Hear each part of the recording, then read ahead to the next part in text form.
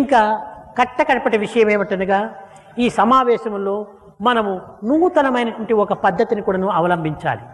इस सम्मेलन का मुख्य विषय ये है कि हम एक नई पद्धति को प्रारंभ करेंगे. దేశంలో ఎంతో మంది దీనులు, దిక్కులేనటువంటి వారు, రోగులు, ఇంకా అనేక విధమైనటువంటి వెనుకబడినటువంటి వారు ఉంటున్నారు. ఒక్కొక్క కుటుంబము ఒక్కొక్క దీనుణ్ణి పోషించుకోవటానికి తగినటువంటి ప్రయత్నం చేయాలి. देश में कई गरीब, असहाय, अनाथ एवं रोगी जीवन यापन कर रहे हैं. एक एक परिवार को एक एक गरीब का पोषण करने के लिए प्रयत्न करना चाहिए. నిత్యము బజారు లోపల తిరిగి బిచ్చమెత్తకుండా ఒక్కొక్క కుటుంబము ఒక్కొక్క బిచ్చగానికి అన్నం పెట్టి వాడిని రక్షించడానికి ప్రయత్నం చేయాలి.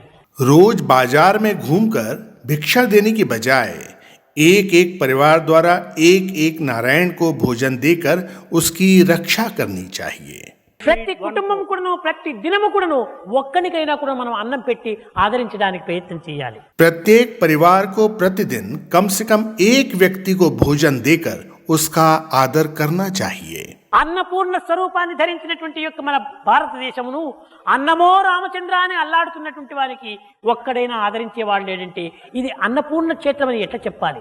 भारत देश जिसे अन्नपूर्णा स्वरूप कहा जाता है, जो कि असीमित रूप से सभी को अन्न प्रदान कर सकता है, और जब इस भारत देश में भोजन को ही भगवान माना जाता है, तो यदि ऐसा कहने के बाद भी अगर कोई अन्न दान कर, भोजन देकर भोजन प्राप्त करने वाले का आदर नहीं करेगा, तो फिर अन्नपूर्णा स्वरूप देश कैसे कहेंगे?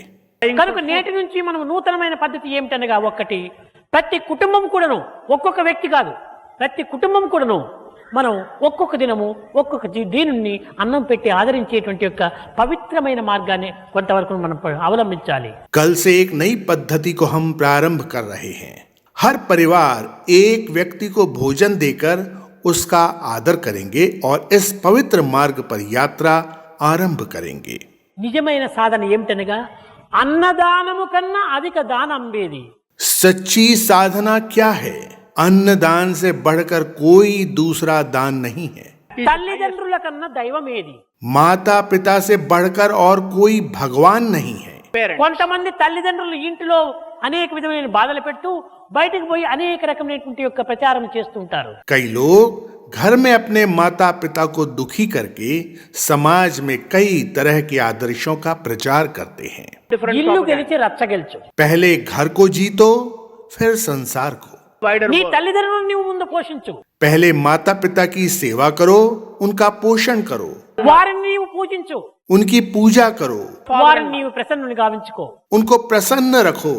కనుకనే తల్లిదండ్రుల కన్నా దైవం ఏది? జగదీతపము కన్నా సత్యశీలం వేది. इसीलिए कहा गया है, माता पिता से बड़ा भगवान कौन है? దయ కంటే ఎక్కువ ధర్మం ఏది? दया से बड़ा धर्म क्या है? సుజన సంగతి కన్నా చూడ లాభం వేది. సుజన సంగతి కన్నా చూడ లాభం వేది. सज्जनों की संगति से बड़ा लाभ क्या है? క్రోధంబు కన్నా శత్రుత్వం ఏది? క్రోధంబు కన్నా శత్రుత్వం ఏది? क्रोध से बड़ा शत्रु कोई नहीं है. రుణము కంటేను నరునకు రోగమేది? ऋण से बड़ा कोई रोग नहीं है. ధరణి అపకీర్తి కంటేను మరణమేది? अपकीर्ति यानी अपमान से बढ़कर मृत्यु नहीं. సర్వదా కీర్తి కంటేను సంపదేది? कीर्ति यानी प्रसिद्धि या प्रतिष्ठा से बड़ा कोई धन नहीं. స్మరణ కంటే మించిన ఆదరణ ఏది? विचारों से बढ़कर कौन सी वस्तु बड़ी है? కనుక ఈ అన్ని విధములైనటువంటి పవిత్రమైనటువంటి సూక్తులకు అన్నదానము కన్నా అధిక దానం వేది. అన్నం బ్రహ్మ. उपरोक्त सभी सूक्तियां यानी सुवाक्यों में भी सबसे बड़ा सुवाक्य है कि अन्न दान से बढ़कर कोई दान नहीं है. కనుక దీనులై వచ్చి మన కడప దగ్గర నిలిచి అమ్మా అన్నము ఆకలి అవుతున్నదంటే అతన్ని ఆదరించడానికి ప్రయత్నం చేసిన హృదయమే దయాద్ర హృదయం. यदि घर के द्वार पर कोई दीन भूखा व्यक्ति खाने की मांग कर रहा हो, तो उस व्यक्ति का आदर कर भोजन प्रदान करने वाले व्यक्ति का हृदय दया से परिपूर्ण होता है.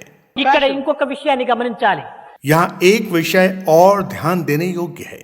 స్వామి ఈ విధంగా చెప్పారని కొత్త వింత పాత రోత. కొంతమంది ఆడవాళ్ళు తక్షణమే వెళ్లి బజార్లోనే అన్నం పంచుతూ కూర్చుంటారు.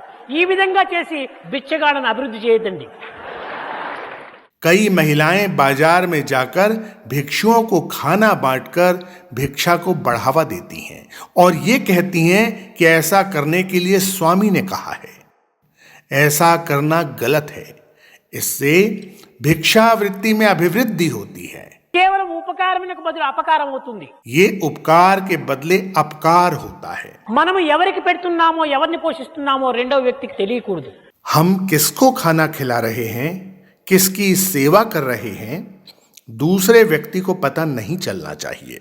ఇలాంటి ఆడంబరములు లేకోకుండా మన సమస్త యందు సోదరత్వాన్ని పవిత్రమైనటువంటి యొక్క దైవత్వాన్ని కూడా మనము ఆచరణ రూపమైన ప్రచార ప్రబోధంలో సల్పాలని నేను ఆశిస్తున్నాను।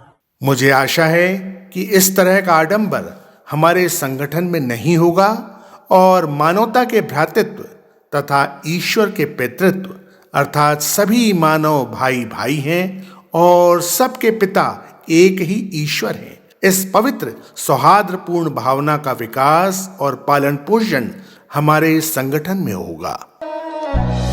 समस्त लोग